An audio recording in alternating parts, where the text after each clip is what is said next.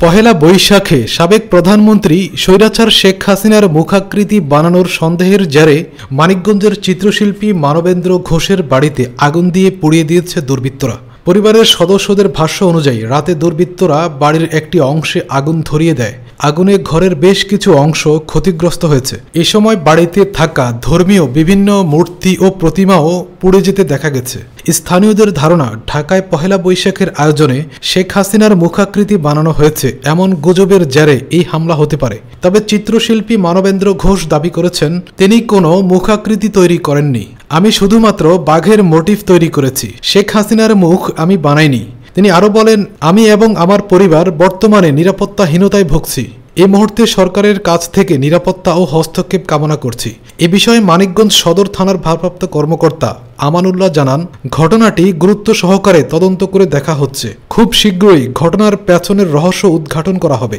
এ নিয়ে কোটা আন্দোলনের নেত্রী লুৎফুন্নাহার লুমা এক ফেসবুক পোস্টে বলেন, বৈশাখের আনন্দ শোভাযাত্রায় স্বৈরাচার হাসিনার মুখায়বব বানিয়েছিলেন মানবেন্দ্র ঘোষ। এমন তথ্য রটিয়ে অনলাইনে তাকে নোংরাভাবে আক্রমণ করতে থাকে আওয়ামী বটেরা। কিন্তু তিনি মূলত বাঘের যে মুখায়বব ছিল সেটা তৈরি করেছিলেন। এই ঘটনা নিয়ে পলাতক লীগ তাকে হত্যার হুমকিও দেয়। নিজের নিরাপত্তার জন্য তিনি থানায় জিডি করেন।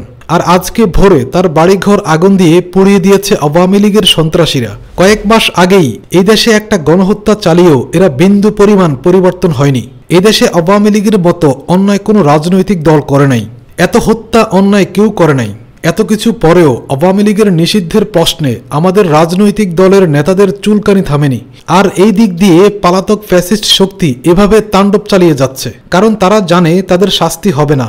এদেশে তাদের বিচার করার মতো হেডাম কারো নাই। সামনে কঠিন দিন আসতেছে জুলাই আন্দোলনকারী আর দেশপ্রেমিকদের জন্য। মাথার উপর পাশির দড়ি না, বরং মৃত্যু পরোয়ানা ঝুলছে সবার। আর যারা ঝুলিয়েছে সেই খুনিদের একটু চুল বাঁকা করার হেডাম নাই আপনাদের। বিপ্লবীরা এভাবেই মরে। আর আওয়ামী লীগ যেহেতু করেছে, ভারতের কাছে এটা জায়েজ আছে। আবার দেখেন সংখ্যালঘু নির্যাতন বলে প্রচার না চালায়।